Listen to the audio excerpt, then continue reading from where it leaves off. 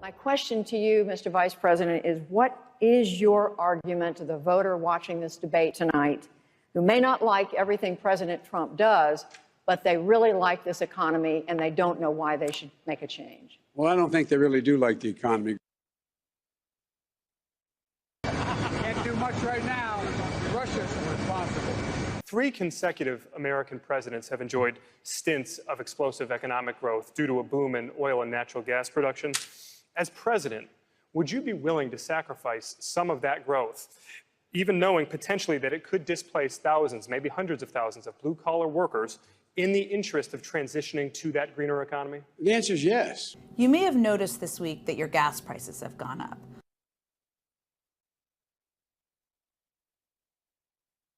I want to talk to you a little bit about why. A lot of it has to do with Vladimir Putin. Number one, no more subsidies for fossil fuel industry. No more drilling on federal lands. No more drilling, including offshore. No ability for the oil industry to continue to drill, period. Ends. Number one. The only way to protect the United States over the long term is to become energy independent.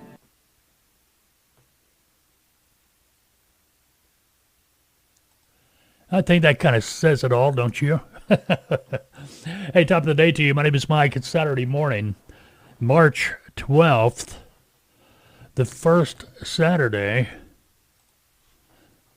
of stupid fuel prices. I'm so sick of politicians, and I got on this soapbox the other day, pointing the finger at everybody else. That's exactly what they're doing. He told everybody before look, Biden's doing exactly what he said he was going to do before he got elected president. And here we are. You know, that first little thing there where he said people don't like the economy now. Liked it a lot better then than what we got now. That's for doggone sure. It's like they don't get it. All right? We've been having a supply chain issue for months, going back way before Christmas. What do they think the fuel prices are going to do to the economy? I mean, I'm not just talking about gasoline. I'm talking about diesel. If you stop and think about this for a moment, well, you already know it. I'm preaching to the choir. Diesel prices are going to affect how much your goods cost at the store, at Costco, at Walmart, at Home Depot. They get there by truck. There ain't no electric trucks to haul those loads. And even if there was, do we really want them? I mean, seriously. Look, you just can't turn off the light switch and say no more oil. And that's kind of... And then he's going to, Saudi Arabia, Iran, Venezuela? Hey, sell us some oil. Increase your production so we can buy more from you. Why? We've got it right here. It's right under our feet. Anyway, preaching to the choir, but that's going to be pretty much the topic today. It's also Q&A day here on Saturday morning. This is the Freight Broker TV video podcast, live streamed on YouTube. We do that every Saturday morning at 9 a.m. If you didn't know that, tell your friends. Join us. We get together for a little while, half hour, 45 minutes, however long. Please, by all means, down below, if you're watching on YouTube, subscribe, hit that thumbs up, ring the bell. That way you'll know. We're pretty much posting a video every day. But if you ring the bell, you'll get notified when we have posted a new video. All right, today's March 12th, Saturday morning. It snowed here where I'm at yesterday. Day before yesterday was, in the 60s. A few days from now, we're going to be pushing 80. If you don't like the weather, wait a minute. It'll change. I'm in Arkansas. Got questions. It's Q&A day, and the way we get these Q&As is if you send them to us or notify us. You can leave a comment below in the YouTube area. If you are... Now, I need to explain. These live videos appear once. The live podcast appear once on YouTube. They're not saved on YouTube. All right. Now, what I'm getting at is we're going to take the topic. Obviously, the Q&A is going to be made to its own YouTube video that'll be posted. But the audio from this live stream, it's obviously going to be made into an FBTV podcast I'll be posting here next day or so. In addition to that, the actual video, what you're seeing right now, is going to be made available in the FBTV Insider. That's available to our TOA clients. They can watch it at will. But that's that. But anyway, you can, if you get a question, comments, message, leave it below if you're watching this live. You can email me direct, fbtv@freightbrokertv.com. Go to the freightbrokertv.com website. I know I've been saying this for several weeks now, that the website's getting ready to have a makeover, but hasn't happened yet. But if you ever do go there in the next however long and it don't look right, well, there'll be something up there saying, it's going under a remodel, whatever they call it. But anyway, there'll be forms on our website regardless. FreightBrokerTV.com. You can also Skype us. Search for us on your favorite Skype. Search for us on Skype by searching using FBTV. All right. Now, if you didn't know we had a podcast, yeah, we do a couple of those a week. One is the audio from the live stream here we're doing on YouTube. And the other we put up Wednesday. Now, we've been doing this for 2 or 3 years, so you got a lot of catching up to do. If you just use your favorite podcasting app, do a search for Freight Broker TV. And like I've said before, man, we're all over the place, as far as that goes. I don't think there's an app out there an app for podcast out there that, you can't find us on. If you do come across one, let us know. We will sure take care of it. All right, today's impossible question. On average, it would take you 18 months to do this. What is this? On average, it would take you 18 months to do this. What is it? Hopefully, I'll remember to answer that question before we get done today. Hey, sometimes I forget. I just skip right over it. Almost did the other day. Matter of fact, time before last Saturday, wasn't it? It was last Saturday? Yeah, last Saturday I forgot to give you the answer. But if you go back to the podcast that posted Wednesday,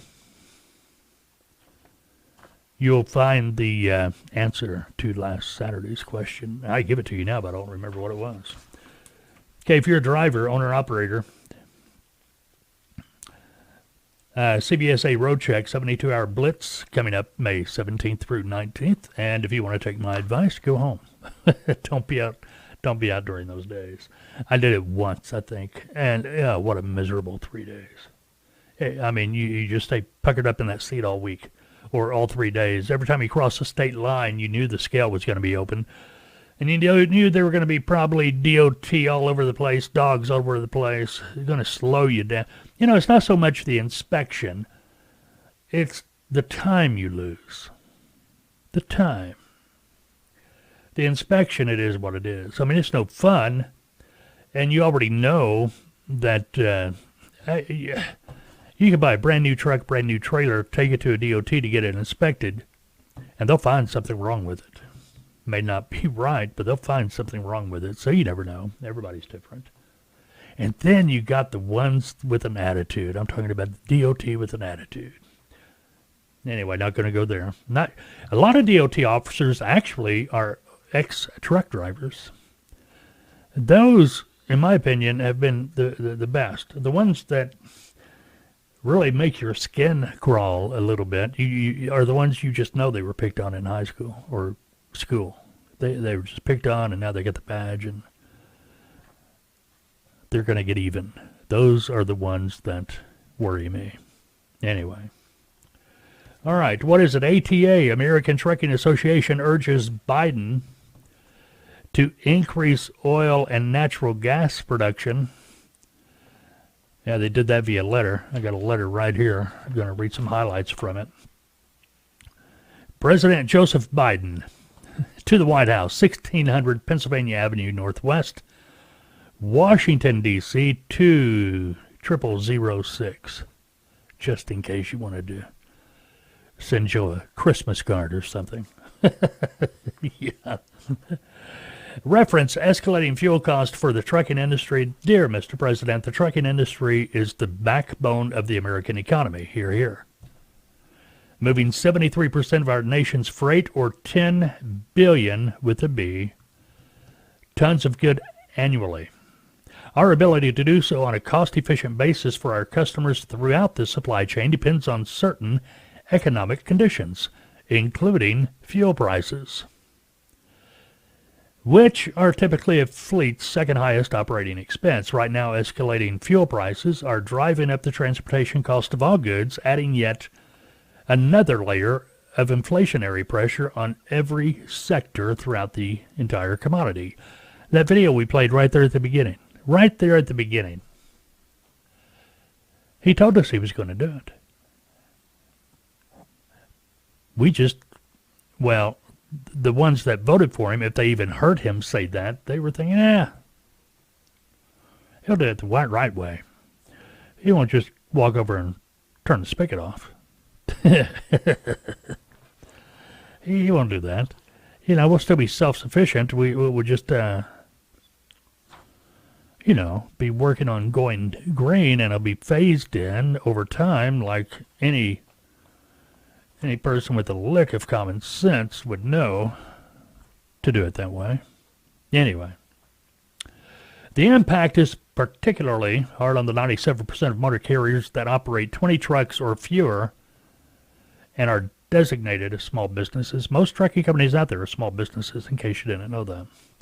The ATA, American Trucking Associations, therefore urges the Biden administration to increase American oil and natural gas production to help bring down domestic fuel prices, providing immediate relief to our nation's supply lines. You know, the ones before Christmas that, were kind of bogged down, that, it was, you had to go to the ports, and, well, you remember, just a few months ago. We cannot let an energy crisis compound the supply chain crisis. The one where you sent Butog or whatever his name is out to L.A., to the ports, right there before Christmas. Shelves can't be empty at Christmas time. And we have the power and resources to prevent that from happening. Specifically, the ATA calls on the administration to 1. Expedite onshore and offshore oil and natural gas permitting to spur expanded production. 2.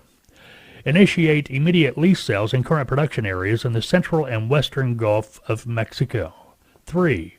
Encourage expedited carbon capture and sequestration. I don't even know what the word is. I said it a moment ago, and I said it spot on. Sequestration rulemaking to ensure that America remains the world leader in carbon reduction technology development. Work with both domestic and international oil and natural gas producing nations to help reduce global oil prices. And lastly, but not least, consider time releases from the Strategic Petroleum Reserve. It kills me. We go through, I think they said, 20 billion or 20 million with an M barrels of oil a day. And knuckle that up there, opens up the spigot to let 30 million barrels out. Hey, where'd he go? That's a day and a half or whatever it is. Well, anyway, the ATA, the letter goes on to say, we cannot afford to ignore our nation's current energy needs in a fog of partisan idealism about the future of energy use. I think that's a dig on green electric vehicles. But anyway, taken together and immediately, the actions outlined above would bring immediate relief at the pump for American truckers and all motorists. Most respectively, Chris Spear, President and CEO of the American Trucking Association, CC to the Honorable Deborah Haaland, U.S. Secretary of Interior, and the Honorable Gina Raimondo, U.S. Secretary of Commerce. And, well, this letter was sent, and you know what they're doing with it?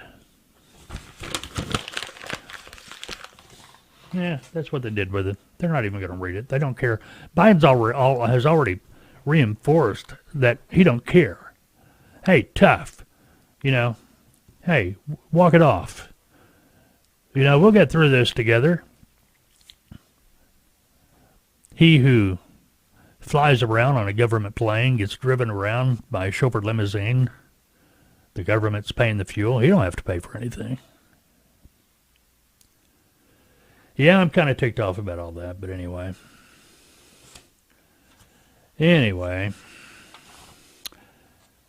Oh, while we're on the subject. OIDA. Come on, guys. You know, I was talking the other day, they're getting ready to do their Truck for Success, or they're starting to talk about it. That's coming up when, October or something like that? I don't remember now. But it's a program that OIDA members can pay for if they're thinking about, you know, becoming an owner-operator or getting their own authority, something like that, to help them succeed. And the one problem I have with it is, hey, I'm all for it, but nowhere in their literature or anything I've seen, and maybe I'm wrong, but don't think so, nowhere in their literature have I seen anything in there about teaching future owner-operators or future trucking companies how to get their own customers. That's so critical. And the reason that is so critical is you need to have your own customers so you can make money, not only good money. If you're using a broker 100% of the time, forget it, man. And if you've been listening to our podcast or anything we've said over the last several years, you can go back and find, you go back 4 or 5 years and find videos from Tautoa. I know they're there. I did them. One particular is talking about how much money a trucking company's not making if they're using a broker 100% of the time. And the reason I keep harping on this is because 14 years ago, 2008, the same thing happened. The fuel prices went stupid. And trucking companies that did not already have a fuel surcharge with their customer, and I'm talking about where they sat down actually across the table, they negotiated a contract, they said, okay, here's our fuel surcharge, this is how it's going to work. And just did a video just the other day about, more in-depth fuel surcharge, did another video a few days before that, before the prices went up, 75 cents a gallon? I believe that's the highest in history. There was something we had here the other day. Didn't get to it. But it wasn't that long ago that oil was at $0 per barrel because it had all the supply in the world. We don't anymore. Thank you. And this is 14 months later. Anyway. But you got to have a fuel surcharge. I mean, okay, the thing is, if you're using a broker 100% of the time, and I kind of been touching on this the last few videos, if a broker just can't demand a fuel surcharge. I mean, we can, but the customer, the shipper, the one that's paying for the freight to be moved, if they know they've got a truck that will move it for the old rate, they're not going to pay anymore. They have no reason to. See what I mean? And right now, I'll tell you what's happening right now, in case you're wondering, you're a broker, you're a trucking company. Freight has probably slowed down a lot. And a lot of it is going to be due to, okay, a nickel here, a dime there. Trucking companies can sometimes kind of overlook that. Brokers can even overlook it. and haul the freight. But a 75 cent a gallon increase overnight? Nah, there's no getting around that one. There's no, you got to have some more money there. Well, shippers, the ones paying the freight bill, the customers, they're holding back. They're expecting, hey, we can't jump up like that. I mean, we don't even have that built into our rate to the customer that, we're selling to. We don't have, it's just not there. There's a lot of backroom finagling right now, or I imagine there is. Shippers, manufacturers going to their customers saying, hey, we're going to have to increase our rates. We can't, our transportation charge a week ago is no good today. Just not working. We can't get a truck. We can't get a truck to save our life right now. You're going to have to pay more money. You're going to have to offset the cost of fuel. And the buyers, I'm sure they're not wanting to spend money. But what's going to happen, if these places want to stay open, they want to have stock on their shelves, they're going to have to spend the money. And eventually what's going to happen is going to trickle down to you. Matter of fact, my wife went to the store yesterday, and this is a Walmart, store, and my normal, or their normal, I should say, I eat it all the time, but their normal prepackaged salad, 99 cents a bag. Yesterday, $1.58, something like that. A week ago, 99 cents. Today, $1.58 or whatever. You see, it went up 50% basically. Expected. It's going to happen. Somebody's got to pay for the fuel. The trucking company's going to be paying for it, but that has to be passed to the consumer somewhere along the line. Anyway, OIDA, the OIDA Foundation, I saw this, kind of cracked me up. They're recommending implementing a fuel surcharge. Well, if you were a trucking company and you had your own customers, the fuel surcharge implements automatically. But the story here reads, as volatile as the fuel market has been, and with no assurances that prices will return to more typical levels at any time soon, the OIDA Foundation says now is the time to implement a fuel surcharge. Come on. If you're a trucking company, you should have your own customers, and if you've got your own customers, you negotiate a fuel surcharge. This is kind of appeasing their membership that has been using brokers 100% of the time. And I can see where this is going. It says it's also important to note that no paperwork or approval is needed to implement a fuel surcharge. No, there isn't. And it says small business owner operators and motor carriers do not need to get government approval or file an application with the Department of Transportation to implement a fuel surcharge. This is cracking me up because the government has nothing to do with your fuel surcharge. The fuel surcharge must be flexible in order to meet the volatility of the fuel market. That almost sounds official, don't it? If you go back to one of the videos, the other video we did the other day where we really went in depth about fuel surcharge. And, oh, really? That video may not even, might not even have dropped yet, but you can go back to the podcast and listen. Yeah, we explained the fuel surcharge. I wish I had one right now, but I don't have one available, or I'd show you. Pretty much what a trucking company uses. It's, from this amount to this amount, the fuel surcharge is this amount. If the price of fuel is between this amount and this amount, the fuel surcharge is going to be this much. That's how it generally works. Trucking company now, well, I can see where this is going.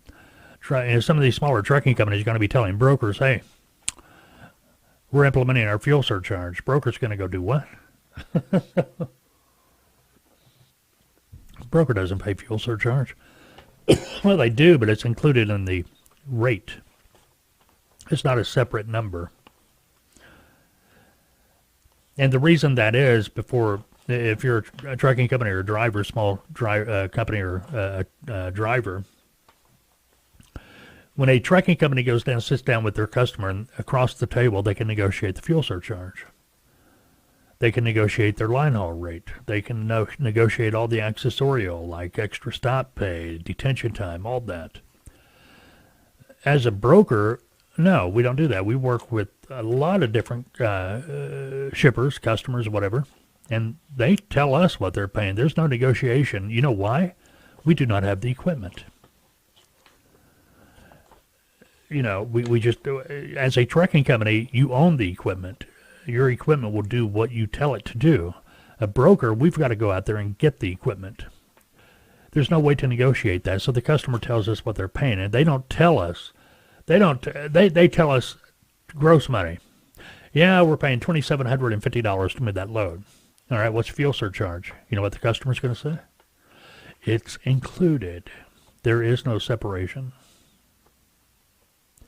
But I can see this coming back around to where instead of taking responsibility and not training their membership how to get their own customers, how to go about implementing a fuel surcharge, they're going to turn this around and use it against brokers. You watch.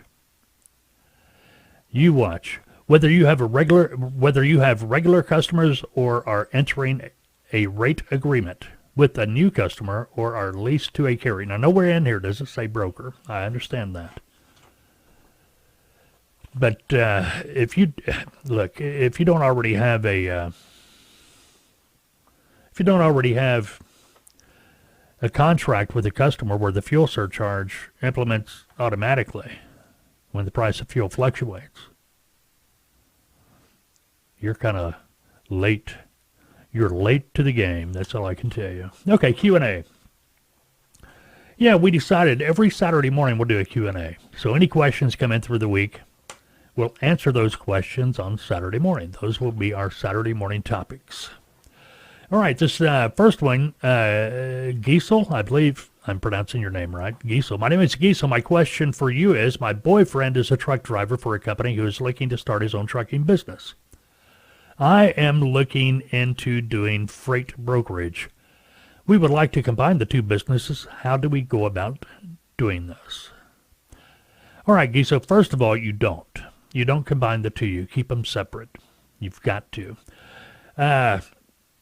The carrier operation, trucking operation, the trucking business needs to be its own separate entity.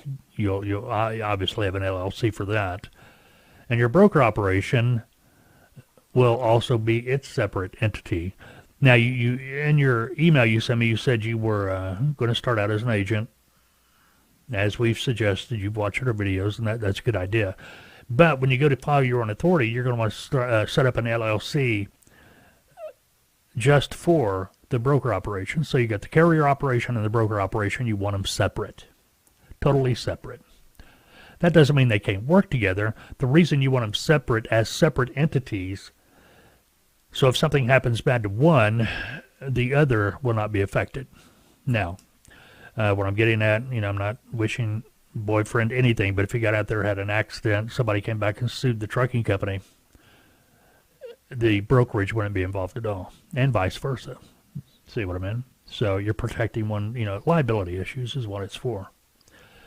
Now, that's what you want to do. Now, as far as combining the two, okay, I touched on this the other day, too, in another video. I think it's dropped, maybe not. But, and we get this all the time. Understand that, the carrier authority that he will have to operate under for his trucking operation, that allows him to get customers direct. And this goes back to what we were just talking about. So he can get customers and, negotiate contracts and fuel surcharges and all that, so he's not limited to working with the broker 100% of the time. Now, if he's only going to have one truck, it's going to be hard to sit down from across the table from anybody and negotiate a contract, because generally a lot of these companies want you to have 5 trucks, trailers, whatever, drop trailers, that's in time. You don't want to go spending all your money to try to buy a whole bunch of stuff you're not ready for yet. This is one thing I always tell all my clients: keep your overhead low till you can afford to expand. Sometimes, you got to spend a little, make a little, but there are ways you can protect yourself. You know, don't go out here, and spend, you know, $3 million when you don't have any business yet. You know, you may have some nice trucks, nice trailers, but no loads. And believe me, you don't want to try to use a broker for all that equipment. Go back to Taltoa. Find the Taltoa channel on YouTube, and there's a video in there for trucking companies about how much money they're not making using a broker 100% of the time. But what I'm getting at, the trucking business needs to have its own customers. Now, before he does that, my recommendation is always start the brokerage. Get the brokerage going, even as a broker agent. All right? Even as a broker agent, start building the customer base. Talk to your boyfriend and find out what kind of equipment he's going to be pulling. And what I mean by that, dry van, flatbed, refrigerated. All right? When you learn that, now you can focus your efforts on finding customers that have loads to go on that type of equipment. So you get that rolling. You're building a customer base. What's going to happen now, he's going to go out here, buy the equipment, get his own authority, and now you've got customers that can put loads on that truck. All you're going to do, you're going to set them up separately. It's not going to be run through the brokerage. You do not want to broker loads to his truck. And even if he says, hey, honey, yeah, you know, you can broker loads to my truck and you'll make money. No, that's defeating the purpose here.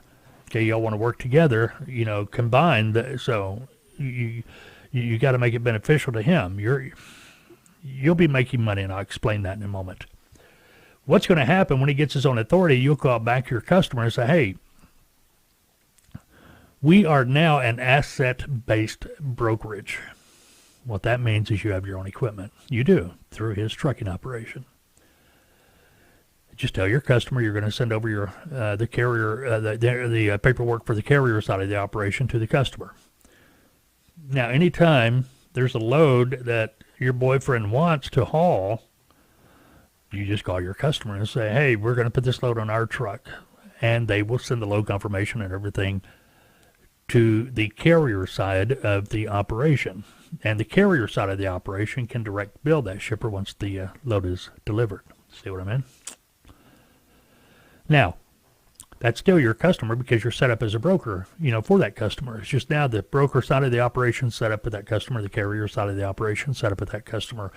If the customer has loads that your boyfriend can't haul or doesn't want to haul, broker it.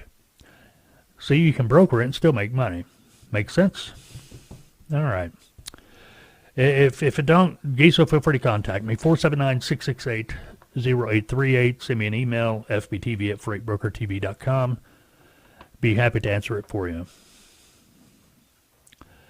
Okay, another question. Trucking company I was doing business with crossed out the paragraph, the clause in the contract. I get what you're saying. On their broker-carrier agreement, the clause was for the no back solicitation. What should I do when this happens? That's from Mark in Wyoming. Not a lot of trucking companies up in Wyoming. But anyway, not that Wyoming's bad, just not a lot of stuff coming out of Wyoming. You got a lot of oil-filled carriers up there, but anyway, that's neither here nor there. Okay, so you sent the carrier. I've had this happen to me a handful of times over the 25, 30 years I've been in transportation, and I mean just a handful. You sent the carrier your broker-carrier agreement during the setup process. The carrier got your contract, signed it, but what they did, they crossed out the clause, the no back solicitation clause. Now, what the no back solicitation clause states is that the trucking company may not back solicit the customer being where they're getting the load, okay, for X amount of time. If they want any loads from that customer, they have to go through the brokerage. They can't just, haul this one load and tomorrow be hauling loads direct for the customer. It kind of defeats the purpose for the broker anyway. So they crossed it out and they sent it back. Okay, this has happened to me, like I said, a handful of times. And what I do whenever that happens, I will call the dispatcher. I'm not going to be threatening or anything. I'm just going to tell him, hey, man, we can negotiate the load all day long. But the broker-carrier agreement, hey, man, it is what it is. It's not negotiable. I've never lost a truck when I had to do that. They always said, okay, I'll send you another one and I won't mark it up. They're just trying to see what they can get away with. You want to check that contract. There was a story years ago. I don't know if it's true or not, but it's silly enough, probably true, that there was a broker out there somewhere that in their, they figured nobody was reading the contracts, the broker-carrier agreements. They figured that. And what they did, they put a clause in that contract stating that the cost to use that broker's services was going to be $1,500 a year, something like that. So, and the monies would be deducted by the loads they hauled. So a trucking company hauled the load for him, and maybe it was a load that was paying $800. I'm just pulling numbers out of the air now. Well, they sent their invoice into that brokerage, and they got a letter back stating that, hey, you only owe us $700 now. The trucking company just goes, what? Yeah, you signed a contract. You're paying us $1,500 a year for the services. The money's going to be, I don't know if that's true or not, but you got to read those things. Don't just sign it because you think it is what it's supposed to be. You see what I'm getting at? All right. All right, what else have we got going on? Well, before we get into that, just so you know, because this video is going to be, the topic from the video, the Q&A is going to show up on as one of our YouTube drops here in the next few days. If you're watching this video when it's on YouTube, the topic Q&A, first of all, I want to remind you, join us every Saturday morning, 9 a.m. Central Time. That is when we do a FBTV Video Podcast live streamed on YouTube, and we'll take the topic out. We'll make a separate video out of it, and that's what you're watching now. But if you got any questions or anything, feel free to, leave a comment below. We read those, and we'll get questions and put them in here. Another thing, too, if you wanted to email, you can do that, fbtv@freightbrokertv.com. Forums on our website. You can Skype us, FBTV. Just do a search for FBTV, and it'll get to us. Okay. My name is Mike, by the way. This is I am the host of the FBTV podcast, video podcast, Saturday morning cartoon circus. But I'm also the lead consultant for Tautoa. Check us out. We've been assisting, helping, training, consulting freight brokers, freight broker agents, assisting carriers for, over 25 years now. Go to Tautoa.com, TALTOA.com. You can call me. My name is Mike. Ask for me. I may be the one answering the phone. 479-668-0838. Be happy to help you any way I can.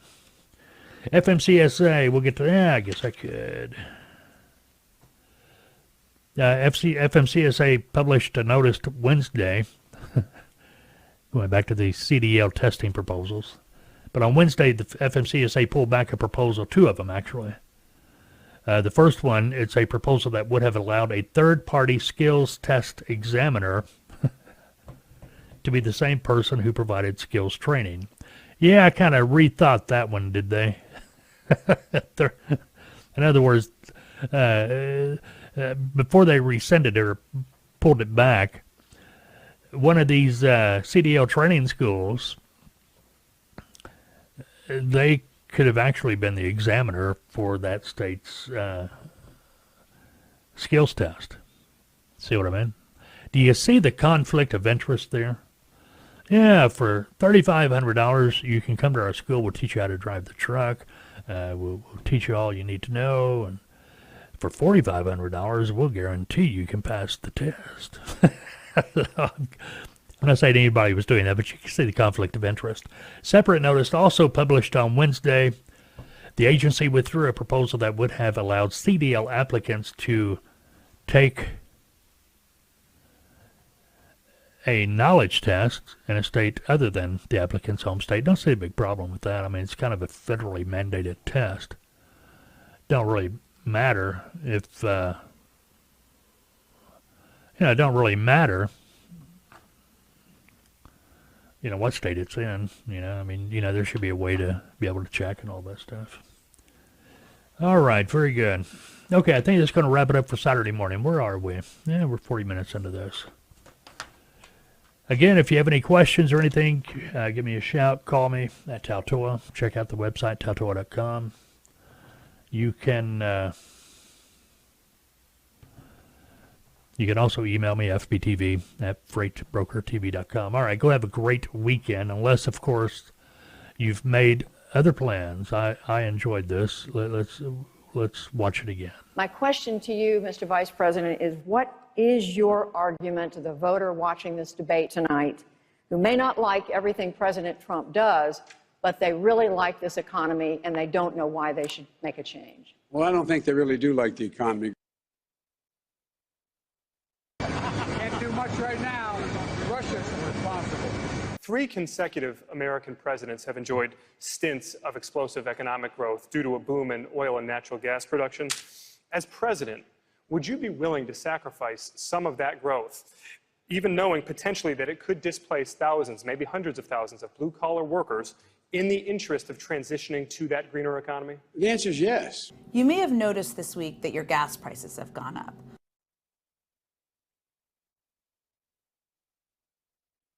I want to talk to you a little bit about why.